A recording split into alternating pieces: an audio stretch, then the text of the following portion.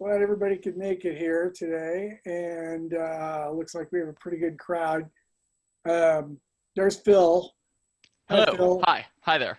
Hi, Phil Phil. is going to take everybody through the nuts and bolts.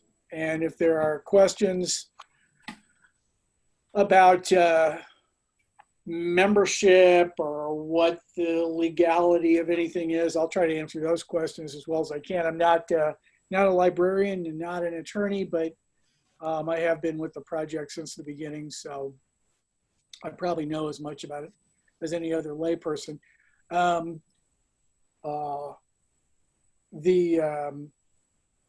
want to introduce Phil a little bit because he's been with this project since before it started. We took over a website that was called the Section 108 website and had been started by 3 librarians who were pretty well known in this field. And they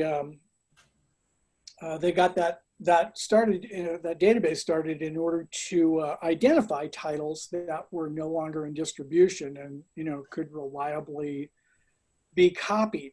And Sarah McCluskey from Hofstra came up with the idea of attaching a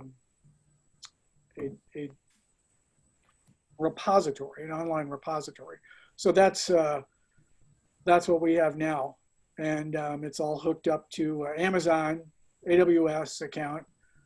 That's nothing you guys need to worry about. You won't be dealing with that part of it. You'll be entering metadata and possibly storing files, but that's all automated.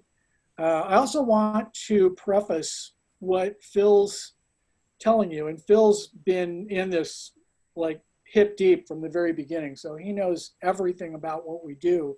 But from a user standpoint, which is awesome. Yeah. But we will be updating. So everything you're learning today, we'll have to retrain you ultimately if you want us to do that. There's a new system called Koha, and we are going to move our Drupal-based database over to Koha. And the good part about that, and there's really no downside to it, the great part about it is that's a very library-specific database. It's open source, and it's created to work with pretty much all the other proprietary systems. So you all at FIU will be able to automate your uploading and your metadata and all that stuff that you're going to be doing manually for the next 3 months. Hopefully sometime this fall, for sure by the end of the year, we'll have the Koha database in place and a whole new website. It'll be much easier to get engaged with and operate and navigate. So, but you'll need the information from today for at least the next few months. So, Phil? All right.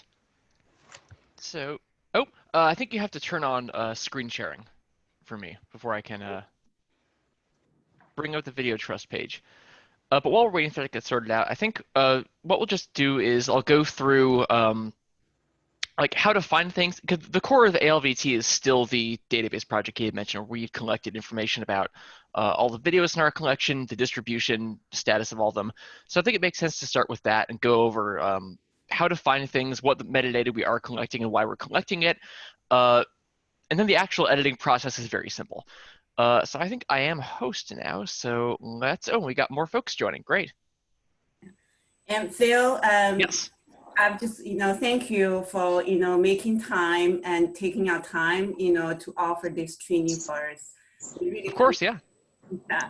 And I would just add, because we have different people coming from different library departments. Mm-hmm. So besides what you just mentioned, I was wondering whether you can talk about a little bit how we could, streaming if we are eligible to do so. For instance, to use the copy to do the course reserve, individual landing or streaming. So how you gonna set it up? Assisted people can help, and we also have metadata department people can make that happening as well.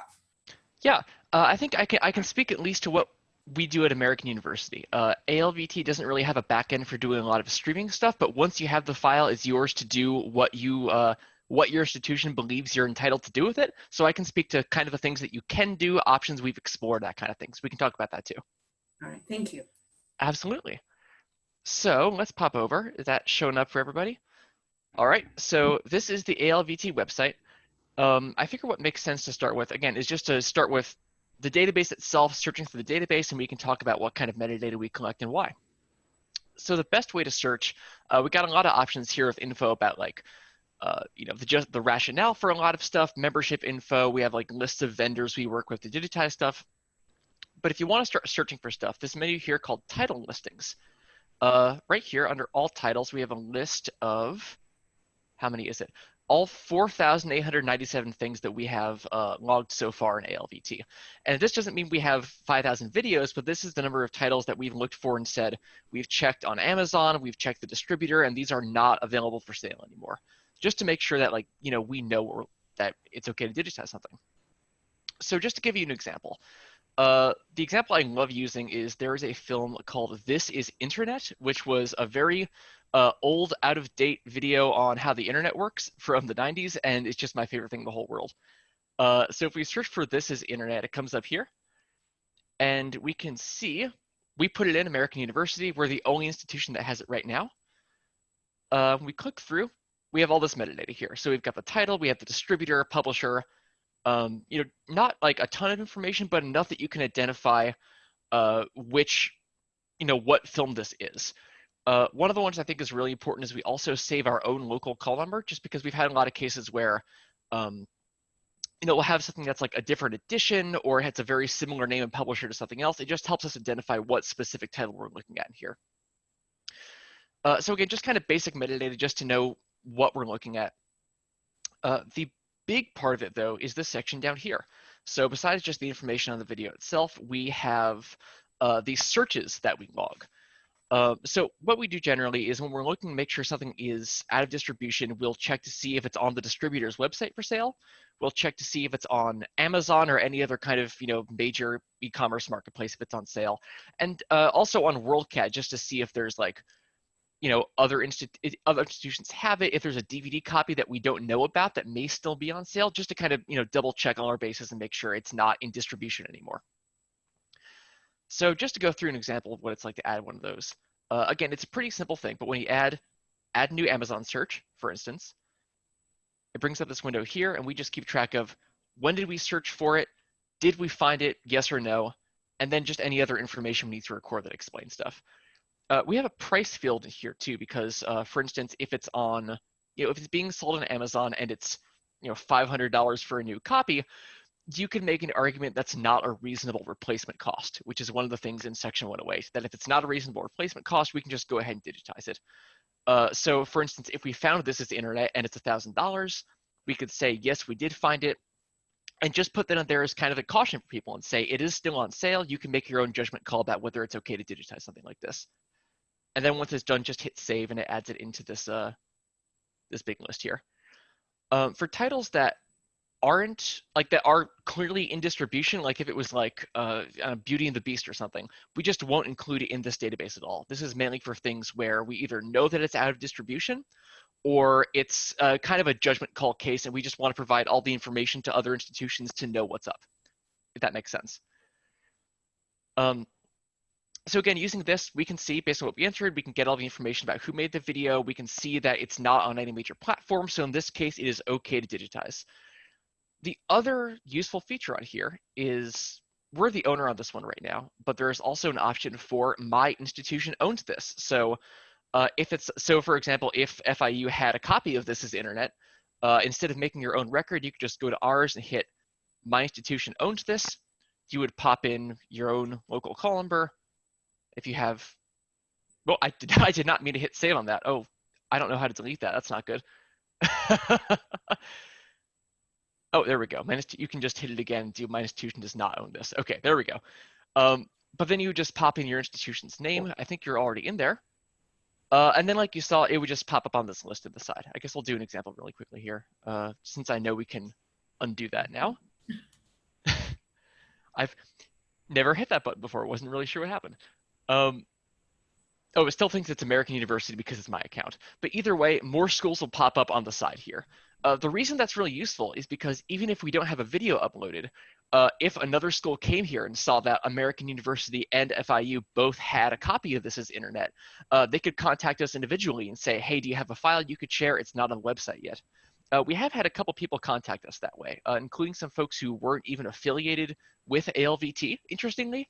So it's just a good place to say, like, these are the schools that have this. It's just nice to have it all in one central place like that. And I'll go ahead and delete that extra one just because we don't really need that anymore. So that's kind of the backbone of ALVT, of just logging all this information about who made it, where it's available, who has it. Going back to the alt title search, there's other things we can do too. We will try to, if it's a series of films, we'll always try to put the series name in so we can search for it that way too. My example was this series of films called Money in America. It was a documentary series about banking. And every part had its own name, but we also always try to put Money in America, Business of Banking, Part 8 or 6, whatever the part is. And again, that's just another field in the main metadata, is just saying series title, part number, just to add more ways that you can search for it that way. So I've been doing this like more specific search here, being able to search by title, series title. There is also this search box up here in the corner, which covers everything. And by everything, what I mean is it also includes all the times that we saved a search where we said, like, we searched on Amazon, like everything pops up in the search, like everything on the entire website. This is it's a much broader net to search this way, but it is a little confusing. If you search for this is the internet and 4 things come up. So if you're still getting used to ALVT, I'd recommend probably not searching that way and just using the title list in the meantime, just because it's a little more complicated that way. So that makes sense so far in terms of like what is in each record through ALVT? I think that, yeah. Okay. I'm sorry, Phil, I have an interruption. I have an email from Eduardo who's trying to join, and he says he's not able to join. I'm not sure if there's a waiting room or. Oh, I'm so sorry. Yes, there was. I forgot that since I'm the host, I'm in charge of the waiting room now. I had forgotten about that. I am very sorry. I'll let him know. Yeah, thanks, Phil. Appreciate Of course, yeah. It says one person is waiting. Admit. You just hit admit. It says joining, and there we go. Eduardo should be in here. Hello, Eduardo. Sorry about that. I am the sole host in this right now, and I forgot I was in charge of the waiting room. But what you missed was we just kind of went over the basic metadata that's here in ALVT. And the way I summed it up is we are logging who made the film, whether it's available in another place, and which institutions own it is the stuff we're keeping track of. And so there's an example here that this film, Algeria's Bloody Years, the distributor does have it for sale for $129. And so then that's up to your own institution to choose if that is a reasonable replacement cost or not. So I guess we'll kind of go over the stuff again when we do add title, because now that we know what metadata we have, add title is pretty simple. This is, again, if it's not in the database, if we're adding something brand new, we would pop it in this way. And it's a lot of the stuff we just covered before. It's a lot of the same fields: series name, distributor, publisher, and again, local identifier, just so we can save what our own call number is for, just so we can keep track of it that way. The interesting thing is we also have an option here, in addition to like our usual name, date, etc. We have an option here for don't allow video uploads. This is a pretty new addition, and this is if you want to add something that you know is not in distribution, that you know is still in distribution, that it's not okay to digitize, but you just want to put it in the database so other people know. So for example, if let's say ALA was selling This Is Internet again, but it was on some like very hard to reach website, it was on some kind of obscure place, and we just wanted to have a record saying we searched for it, don't digitize this. We can block people from uploading videos just to prevent things from going up that shouldn't be going up. If you want to use that option, that's fair. That's fair. That I can't speak. That's there as well. So that's kind of the core of what ALVT is. Was it started out as this project to keep track of those things?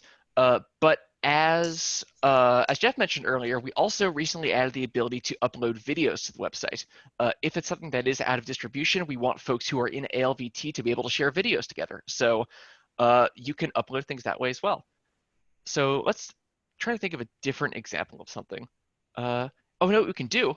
Another feature, if you go to the title listing section, there's a part here for video downloads, and this is all the titles that have a video attached to them. So if you wanted to just, see what's available, this is a list of everything that is in ALVT. Of course, the disclaimer, the restriction is that you can only download something if you already own a legal copy of it. This is not meant to be like a file sharing website. This is meant to be if you need a replacement copy for a VHS you already own, you can get it this way. So let's do this one, Among Brothers Politics in New Orleans. I'll bring up the record just to show you what it looks like. Up. So here we go, Among Brothers. So institutions, American University, we own it. We say it wasn't on Amazon, wasn't distributor search. Apparently we couldn't find it on WorldCat either, which is interesting. But then over here, we have a link to download the video. And going with what I was saying earlier about, what was I going to say? About how we don't do streaming. The video downloads on ALVT are just video files on the website. So you literally click on it and it is just, I'm not sure if you can see the pop-up on my screen, but it is just a video file that you download to your computer. So the idea is once you download the file, you can kind of do what you want with it.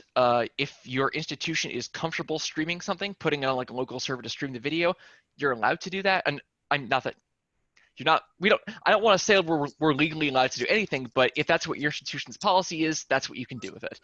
American University, we have been just burning physical DVD copies, which I realize that policy kind of has a shelf life on it right now as we move towards more and more streaming things, especially now. But basically, once you have the video, it's kind of in your control to do what your institution has decided is the legally responsible thing to do. So let's walk through an example of uploading a video. What do I have? I have a folder here with some examples I've been meaning to upload. One of which is a film called Of Snakes and Software, which is just, I love that title. It's a great title.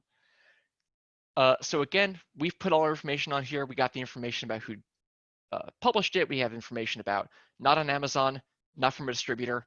Only 24 other libraries have it. No DVD copies. So I think we're okay to upload a video file. So we click over here to upload a video file. And it's a pretty simple interface. Some of this metadata in the future, we might be able to automate, but right now it's still just entering it manually. So I'm going to drag in my file here of Snakes and Software, and it's going to take a little bit to upload just because, it's a 1 GB file. It's going to take a second. That's going to take 10 minutes. Okay, sure. So I think this video, I don't know how much you can see of my screen right now. I'm just bringing up the metadata on this file to see how long it is. So this is 62 minutes long. It's an MP4 file. And at this point, we just kind of wait for it to upload. So I figure while this is uploading, we can talk about any other questions or stuff about ALVT and the policies we have. I don't know if anyone has any questions about, I feel like there's always questions about the copyright implications of the fact that we're sharing files out, things like that. But this might be a good time for questions while we're waiting for this example to go through, just to demonstrate how the video upload works on ALVT.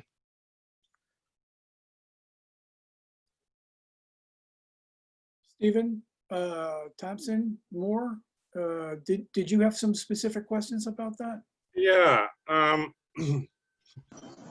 there's a whole bunch of questions I have. How do you decide that Amazon is the one and only place that you're looking for to see whether it's on the market? So we had a couple thoughts. So Amazon we thought was a good indicator for wide commercial availability. we realized there's a lot of stuff that I think, especially with things that tend to be on VHS, like documentaries, that tend to be sold through distributor websites still. And that's why we had the separate category. I'll open a new tab for this just so we can go back to the other screen while we're looking at it. I think it's because if it's being sold new on Amazon, that's a very clear indicator that it's still in distribution. So for obvious titles, that's a really good, a big, easy one to hit. But otherwise, if you don't find it there, it's not an indication it's not in distribution, not at all. Oh yeah, definitely not, no.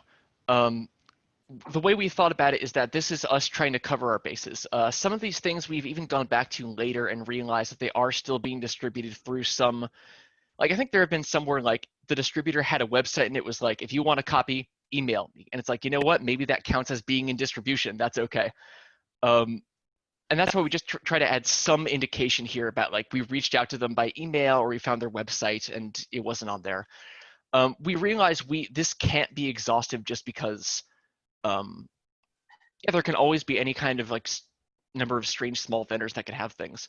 But I think in section 108, the policy that says like you have to do this before you can make a copy, I forget what the exact language is, but it basically says we have to do our due diligence, do a search, and if we reasonably think it's not available new commercially anywhere, then we're okay. But looking outside Amazon is definitely part of that, though. That's a big one, but like you said, it doesn't cover all the bases, though. Oh, let me ask you about Section 108.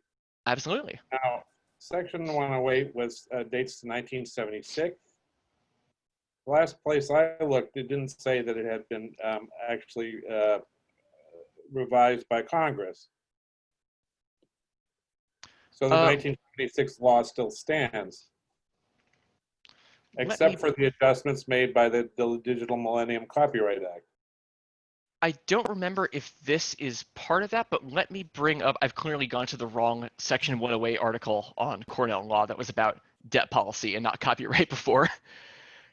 So I'm not sure when this was instituted, but the specific section we're looking at under Section 108 is Section 108C. And the language in it is pretty dated. It makes reference to, like phonographic copies, but basically what it says is we can make a replacement copy for something that's damaged, deteriorating, lost, stolen, or if the format is obsolete, which I think at this point it's probably safe to say VHS is obsolete. How do you decide that? I mean, I just bought a new turntable. I was there when the LP supposedly went obsolete and you couldn't buy it in stores. That was 30 years ago. I just bought a new turntable and I just bought my son 6 new LPs. So, I guess taking it into our environment, we don't have a VHS player, I don't think, anymore in the library. I know Eduardo was looking into that. Yes, we do. Not in HL, not in HL, not in Hubert Library, because we have a lot of videos at Hubert Library. We have many VHS players at Green. So if you want to send us your VHS tapes, that's fine. So I can explain our rationale on this and why we made that decision. Because I know I've mentioned this in the past, and some other folks in the past have also said like maybe it's not obsolete yet. And then also, like you said, some formats can come back into use. We don't think that's happening with the VHS right now because what we looked at was when they stopped being manufactured commercially. I can't remember. I think it was 2016. I can't remember the year exactly. 2016, July. The last one came off the VV assembly line. You can still buy them, of course, but they're no longer making them anywhere.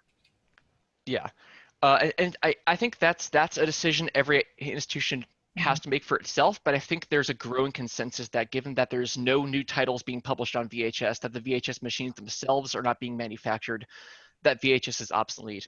The other argument, though, I've heard is that given the lifespan of VHS, we're starting to reach the point where the tapes themselves are beginning to degrade, and that you could make an argument that means that VHS media is inherently deteriorating, and so you could use that as your rationale too for making copies of VHSs.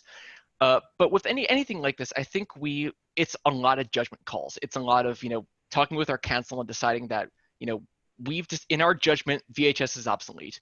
And there doesn't seem to be a lot of, or really any pushback on that at a broader level. So we're going with it, but it's also, I totally understand if it's something that institutions have to decide for themselves, if that makes sense. But it is recent enough that it mentions reproducing things in a digital format. So this was updated at some point past the 70s. I'm not sure at what point it was, but there is some language there about digital formats. I just know that where I'm sitting, when somebody comes to me and says, I need a file that I'm going to stream on campus, I cannot do that until I contact the rights holder and negotiate a license to stream that material on campus, because in-class use is one thing and streaming rights is another thing. So if you're talking about uploading things that are going to ultimately be streamed, I don't see how that's not violating the rights of the copyright holder. So a couple things on that. So the specific language, so the streaming stuff, I'll say we're not totally certain about either. The language specifically in Section 108 says that we can make up to 3 replacement copies, and it can't be allowed off the premises of the libraries or archives. Historically, that means we've been making DVD copies of things, which again, I know that increasingly sounds like a really out-of-date thing, but that is what we think is legally safest to do right now. I know that we and some other institutions are looking into whether we can do streaming for stuff, and it does get a little hazier there. We've looked into like controlled digital lending or other options. We're not entirely sure what to do yet, and there is, I think, some risk in streaming. It's not a totally sure thing. In terms of the Section 108 website, though, in terms of having our files done, I'm going to save this right now. Once it's all done, just hit save to save the file. In terms of the 108 website, this was something there was a lot of discussion about too. I don't know if, Jeff, if the rationale we have is on the website here, but like I think Kenny Cruz, the copyright lawyer, wrote up a big, wonderful policy, basically looking at Section 108 closely and saying, if we're providing a digital file as a replacement copy, that is within the bounds of Section 108 for us to do. If you then take that and your institution decides to stream it and there's some legal issues there, that's something that is, again, I hope I'm not misrepresenting this, Jeff, but that's something that's let me throw outside. in a couple of words here. Absolutely. You're right on all counts. What happens after you guys have the file is legally, we don't own copyright for anything. There's no transfer of copyright to ALVT. And so we don't have any claim and we cannot, we simply don't have the capabilities to monitor what members do with the files. That's going to be totally up to you guys. And so the debate about what should we do with our copy once we have it will properly be held among your librarians. We cannot give any legal advice about that at all. We can tell you what's been said and done, but that can't, be considered legal advice. In terms of, whether or not you can stream stuff, I know is it the DCMA? They're talking right now about exceptions, and I think there's like open commenting and stuff going on. So stuff is being discussed, and I know Sarah McCluskey was trying to get together with several attorneys, including Kyle Courtney at Harvard, to maybe post an opinion about this. So there'll be more coming, and right now we're in a sort of a soft spot for copyright where the rules are not clear. As if they ever are really totally clear. But let me address quickly, Jen came up with a question about streaming, and if you guys decide that you're cool to go ahead and stream things, or if you've obtained the rights or whatever, you do have a lot of options there, because almost any service that you have, including Canopy or Films on Demand or Alexander Street or any of those, who else might think of, DocuSeek, any of those services will host a streamed video for you that they didn't sell you. They can sell you hosting services for doing that. So you have that option as well. If you don't want to, if you don't have the infrastructure to stream it inside of your own university. Yeah. Thank you, Jeff. This is Jean. So to expand on that question, I was wondering if, for instance, we have this, we download this digital copy. If it's individual, how would you be able to offer the service to individual users? In some cases, for instance, not owning our local user, maybe there is a course reserve. If we do have the VHS performance rights, for instance, based on the presentation, I watched the recording by Sarah. It mentioned if the VHS has the performance rights, basically we can do the same with digital format.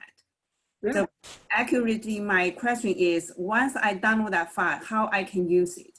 Should we give it to users? What are the current practice, those participants in libraries? I think handing out the file to a user sounds, I can't give you any legal advice. But personally, handing out the digital file to a user without any controls of any kind sounds a bit over the top. I come from the distribution side. I've worked at like 5 different distribution companies. I can tell you that if somebody, if there is a rights holder down the road somewhere, even if this piece is no longer in distribution, there may be a filmmaker who back there somewhere in the woods who's going to find out, especially if he sees it up on YouTube or someplace else. And that's, inevitably what happens to a lot of things. And some people don't actually care after 20 years or whatever. But I think it's best to see if you can contact the rights holders and then sort of stay abreast of what's possible. Now, I will mention to you also that the Miami Copyright Conference is coming up in the fall. They originally canceled the conference and then they decided to hold it virtually. So they're going to be, that'll be really easy to attend. There's no travel costs. I'm not even sure, I don't know what they're doing as far as charging people to attend. I'm going to actually talk to Carla at Miami next week about our, ALVT's involvement in that. But there will be discussions of this very point at that Miami Copyright Conference. I guarantee it. In fact, it's already on the schedule. I see Rita raised her hand. Yeah, I know at FIU in the past, and someone else in this conversation may have more information, we have digitized some media and have actually limited to say a class or a reserve class or group of people through something that our systems department, I believe, did. And I'm sure somebody like on this call from systems or Elizabeth or Eduardo maybe has more information, but I remember we have done that in the past. We have been able to create a digital copy of something that we had a right to and just limited the access. So you're not giving them the link so they can share or whatever, you're just limiting it by some sort of login. Yeah, I think, I know I keep ragging on the idea of burning a DVD. I keep kind of joking about that, but I think the reason that's been useful for us is that it helps us think about what we can do with it. So let's say of Snakes and Software, we need a replacement copy. We download the video that was uploaded by American University and we burn a DVD. The reason that helps is because that's our replacement copy and we can do with that what we would do with the DVD copy, essentially. If it's a case where if we owned a new it was still being sold as a new DVD copy. If we could buy that and rip clips and put them on Blackboard, we could do that with our replacement DVD copy too, if that makes sense. There's restrictions on it being used on the premises, but essentially if you're doing any sort of activity with DVD media that goes under like fair use or the Teach Act or anything that involves digitizing a DVD and using the video elsewhere, basically that's kind of the same permissions we have, if that makes sense, with this copy. Yeah, and let me also add that one point that's been made on a number of occasions, including at the very beginning of this entire exploration legally with Kenny Cruz, is that the law does not state or define premises. So that's kind of up to you. If it's within the walls of the library or within your, purview of your patrons, or maybe your online presence, which nobody knew about in 1977, I think Stephen said earlier. So that's, those are all questions that libraries are at this point free to explore. Yeah, and I think a lot of it is a judgment call. I know I was saying like very declarative, like you can do this, you can do that, but I think it is fair to say that a lot of this is kind of case by case. We have had instances where we were contacted by someone saying, you have a digitized copy of a film that's not in distribution. We want to use that at a film festival. We secured the rights to it. Can you send us a copy? And like, that was a tough question. It's like, that's technically not on the premises of our library, even remotely, but they did secure the screening. Like we had to play some of those things, we had to make some of those calls as individual judgments. This is the kind of thing, there's not a ton of easy one-size-fits-all answers for, what we can and can't do with things. But in terms of at least being able to digitize it and host it through ALVT for the sake of making it available to other institutions that need replacement copies, I think that much we feel pretty secure about. Can you guys hear the lawnmower? My neighbors have this amazing knack for knowing when I'm online. Anyway. Are there more questions about what we can do, what we know so far about, Just to play devil's advocate once more. Absolutely. There was a period in which Blue Note Records essentially ceased activities, and it was for quite a long time. This was way before the CDs were new. It was still in the LP era. But they had this huge amount of copyrighted material. There was no question about formatting, but their material was not available commercially. Now, if I wanted a replacement copy at that point, I think it would not have been defensible for me to make a cassette tape copy and use it instead of the LP copy, because I would be liable for suit from the copyright owner.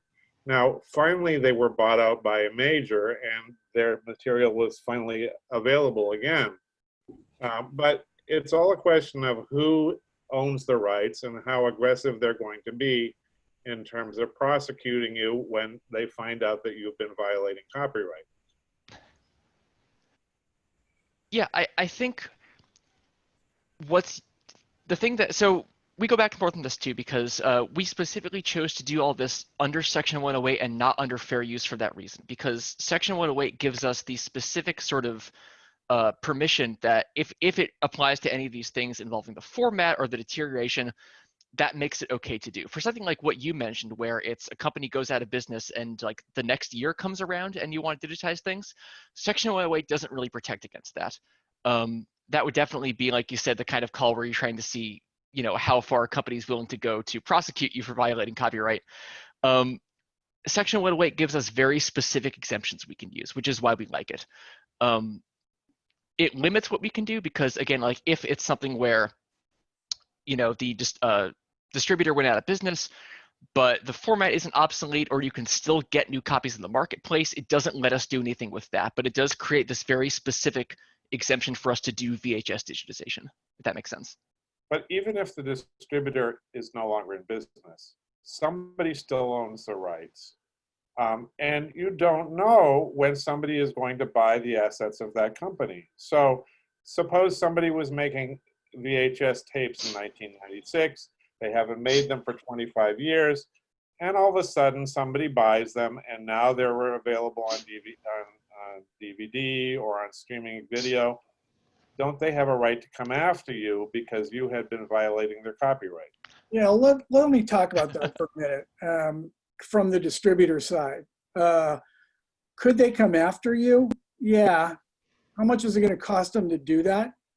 And would it, if the idea is to, make money from a lawsuit, they're going to have to prove that what you did was an intentional violation, probably. Again, I'm just talking as somebody who's worked for a lot of distributors. I'm not giving you any kind of legal reference points here, but I will tell you that if I'm working for a distributor and I find out that somebody is misusing a title, and that happens daily almost, with if you're a company that's got, you know, dozens and dozens and hundreds of titles. You find out that somebody has mounted something on YouTube, or that somebody is screening something around the country somewhere. The first point of attack is to contact and say, hey, we know you're doing this. Could you like stop it now? And you know, if you've already done several screenings and collected money for that, we want our share now, because we have to share that with a filmmaker and us. And if you are misusing it in some kind of electronic format, you know, to stream it or something like that, I mean, YouTube's really good about taking stuff down. But if I'm talking to a college like FIU that is, you know, streaming something that we don't think you have the rights to stream, we're probably going to assert those rights without, you know, coming after you with all 4 feet, because that's going to cost us a lot of money. We have to watch our bottom line. So we're not just going to file a suit like first thing off the bat.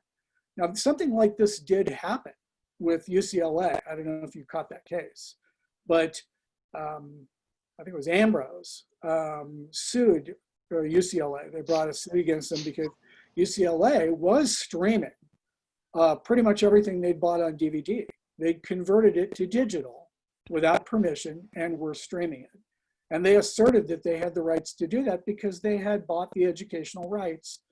And they said, you know, this is an indefinite rights proposition, and so we have the right to do this. All right, well, you know, Ambrose, of course, didn't like that at all, and they wanted to get everybody on board, and they tried to sign a lot of other distributors to bring a class action suit against UCLA. This would have been a pretty big deal if it went through. But what happened, I think, was pretty interesting, because the judge in California, who probably a UCLA graduate, said, you don't have the standing to bring this suit. And UCLA, in turn, realized that they had just stirred a hornet's nest that was going to bring some retribution from a whole bunch of distributors, including, you know, possibly distributors in LA who were much, much bigger than Ambrose. And they, at that point, just backed off and said, okay, we won't stream anymore without having bought those specific rights. So there is some precedent. There is some history about this. And I'm not telling you not to worry about streaming things that you don't have the rights to, that you don't have the rights to stream. I think you should get the rights to stream those things personally. But if there's nobody that you can find who's a rights holder, then you guys have to figure out, you know, what's the best course of attack for you. But, you know, that's, I'm just telling you, in most cases, somebody's going to tell you to take it down because you're not selling tickets. You're not selling copies. That'd be my guess for what it's worth. Just that our present practice is that if we're going to stream it, we buy the rights. That's a good practice. The one thing I did want to go back and say, though, to address the thing about things going in and out of release, this has happened before. There have been a handful of titles where we have made a where we made a where we've digitized the VHS tape, and then years later it was put back into distribution because, you know, some publisher bought the rights to somebody's catalog or something like that. We haven't really had a proactive way of catching that. Since we've been staying at home for a while, I had a project where I went through all 8,000 VHSs in our collection and checked the right status on them, which was very boring, but it was very important. And so we caught a lot of things, not a lot, there were a handful of things we caught that way. But I guess we don't really have a proactive way to look for that kind of thing. But I think going off what Jeff said, I think in those cases, it's the situation has been updated as opposed to us maliciously redistributing something that's in distribution. I feel the need to, now that Jeff said it, I feel the need to also say this isn't legal advice. I don't know how often I'm supposed to say that during this kind of thing. But yeah, I feel like in those cases, I don't know that we've been contacted by anyone about digitizing something that was back in distribution. American University, not ALVT. But I think in those cases, it's much more of a, hey, this is back again, don't do this, versus coming out of the boat with it being a malicious thing, if that makes sense. Yeah. Thank you. Yeah, I think that's happening with a lot of the copyright items. And I mean, like in a digital library, that you do your due diligence and search for a copyright, but if you don't find it, you always have that note saying, you know, if you're ready to pull it down, if there's a problem. So you get a cease and desist and you pull it down. Well, and we are empowered to do that by, you know, that's a clause in the membership contract. If something is uploaded and we're contacted by a rights owner, and they say, hey, don't provide that file anymore, we do that within hopefully 24 hours to stop that from moving. And we will also, I also want to state that, and I think this is a really important development, a couple of years ago, when we discovered that there were things that had been, the metadata for which had been entered, not the files. The idea, the current idea for a little while there had been just to take those titles off the list, to take them out of the database. But we changed our policy on that because we thought, well, you know, if we know they're in distribution, we should add that note. So just like you saw that note from Charles Cobine a few minutes ago during Phil's presentation that showed a title that had been discovered to be in distribution, then I mean, we go ahead and give the detail, including possibly the link to where you can get it.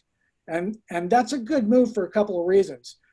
First of all, it's just like leaving a marker for your colleagues at other universities. But it's also a PR thing for the rights holders, because if they can see that we're doing that, then they're going to feel a lot less threatened that anything, you know, that's happening on ALVT is aimed at dispossessing them. You know, we don't have any intention of doing that. It'd be interesting to have another link at the top of your site, maybe with those that have been pulled, that you're adding that note to. So those who have perhaps downloaded the file and created a DVD, they can check periodically and know that, well, it's no longer, you no longer have the right to be using that DVD or something. Well, we put that in place before any files had been uploaded. So it's essentially there. Anytime you look up a title, you'll now see if we know anything about it. If we know that it's in distribution, it'll be on that record. Yeah, but instead of us going in and looking at 8,000 titles every week or month to see if something's come into, you know what I mean? You're like proactively having a list of saying, like, here's things that have changed, the status of which have changed. Huh. I don't know, I think that would be helpful. But I don't know if or how we could do that. I don't know how the website is set up, but that's really interesting. That's a Yeah, that is an interesting idea. I'm going to make a note about that, Rita. okay. I had a question which is going to kind of diverge this conversation coming from the cataloging side. Go for it. In your university, Phil, do you all, like, I guess you're going to get rid of that VHS. What proof do you have that you had bought that VHS? And do you keep a cataloging record with notes, or do you keep, like, I doubt you're going to want to keep the actual, the actual piece because as proof, because we have shelves and shelves at the Hubert Library, Tom, of more than 1,000 videos, which are so deteriorating, they're just crumbling. What we want to do is pull it and use the space. So instead of keeping a hard copy and not keeping the record, unless you think it's worth it, in the cataloging record, in the catalog with notes, what kind of proof do you keep? We keep everything. We keep the VHS record in with a note. I forget if we've been adding notes to it, but at least we keep the record as a reference and saying there is a VHS record here. We are fortunate enough that we are part of a library consortium in DC that has a large offsite storage center. They've been very happy to take our many, many boxes of VHS tapes. We realize we're in a kind of a unique position to be able to hold on to everything by setting it to offsite storage. For us, that has been the best way of basically saving the receipts, of saying we do have a physical copy, it's here, we can go get it, give us a week. For a smaller institution that doesn't have space, I'm not entirely sure. Just for AU, we've always been in a position where we have been able to save everything as documentation, but I know that's not an option for everybody. So I don't entirely know what the alternative is, since we haven't had to think about that. Okay, thanks. Yeah. Hi, Phil. This is Jean. One more question regarding your local library. Absolutely.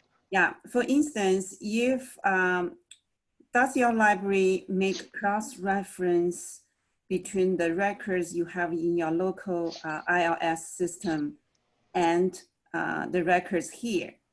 If so, is that the internal information is kind of open to the public? What do you mean? What do you mean cross-reference what we have here? Do you mean like making sure everything that we have is in this database, or? Yeah, in your ILS just mentioned, okay, so the VHS it's not working, but we do have a option through ALVT, for instance. Right. So we're in kind of a weird, unique position for this one, because the original version of this website, Section 108 Video, was started by my boss. So it started out with our VHS collection in the database already. So we're in kind of a weird position where most of our stuff is already in here. But we have had a couple cases where when we've been digitizing the things that we have already said we have, there's been at least one case where I know we have been able to download a copy on ALVT that another school uploaded. So if we are having trouble with a damaged video or something that we can't, get a replacement copy for, this has come in handy occasionally. We finished most of the VHS we have on site in the last year, which has been very exciting. So we haven't had a lot of opportunity. This was basically, we finished doing most of our digitization stuff before a lot of videos started going up in ALVT. So we haven't had a lot of opportunities to double check things. There have been one or two cases though in the last year where I think it was Hofstra uploaded a better quality version of something we already had, and we were happy to use that, and that was great. But AU's been in a weird position just being the originator of the database, that we just haven't had to compare against other schools, which is odd, but. All right, thank you. Of course. Going back like 20 minutes, one other thing I just wanted to mention really quickly, with the due diligence, just making sure that we're, showing that we put our efforts in to make sure things are available. That's also why we have the dates in all the searches for like distributor data, Amazon searches, etc. Is just to say that like as of 2016 or whenever, this was not available. So if it is available now, we can update that information and give it a more accurate date. But just so we can, like, if movie X, is, we check in 2016, it's not available. Some rights holder buys up the rights to movie X in 2018. We can say like, we did this search before this was your intellectual property, so we can update this if needed. Just another way of covering our tracks and making sure that we're doing our due diligence. But well, I guess I'll take this opportunity, since there's a little pause here, to mention to the people who came late that we are updating the system, and we're working with a company called Equinox that's going to take this entire Drupal database that requires a lot of manual entry, and it's going to become automated through a platform called Koha that's open source, but will communicate with almost everybody's proprietary software in your library. So you'll be able to upload your records much more easily and much more quickly. That's coming by end of year. And we've already had one little delay because of the pandemic, but I think we're going to be on track for the rest of our development on that. Any other questions or issues you don't want to talk about? No? All right. Yeah. I think we realized this is kind of a new idea. I think when we were first talking about it, it seemed, even when my boss first mentioned we're going to start putting videos on this site, I was like, yeah, sure, okay. But I think we have, especially with Kenny Cruz's legal rationale for it, I think it's something that is getting increasingly more practical, which is really exciting. Yeah, we did invest in Kenny's creating a legal brief, basically, that provides a thorough justification for what we're doing. I will say that pretty much protects ALVT. It doesn't protect members using stuff in their own systems. But it does explain what we're all doing together as a co-op. So we feel pretty secure that I mean, he's one of the best known copyright attorneys in the world. So we feel that we're pretty well set there. We're comfortable. All right. Well, listen, everybody, I guess we'll bring it to a close, but I want to thank you all for joining us. It was very nice to see you all here, and I really appreciate you taking the time out to get some information. This is the first time that anybody's asked us for a training session. Stephen, did you have another question? I saw you. I'm just saying thank you so much. Oh, okay. Yeah, happy to. Thanks. I appreciate it. And we're going to make this video available on the ALVT site and also on the ALVT section of the Video Trust site. So we'll be there and of course we're here. So if you have any questions, if you have anything you want to talk about, we're here for you. Thank you so much. Yeah, I realized I move kind of fast as a person, so any clarifications, please let me know. Please email me. Bill, you did a great job. Yes, thank you. Glad to help. Say that. Thank you so much. Yeah. Yeah, we appreciate your time and take care. For sure, we'll be coming back to you guys if we have questions. Absolutely. Phil, move the hosting back over to me when you get a second. Oh, yes. Oh, I've never had to move the host. How do I do this? Oh. There we go. Yeah. There you go. All right, everybody. Thanks again. Have a great day there in Florida. And, Take care, y'all. Yeah, bye-bye. Bye-bye. Thank you. Bye.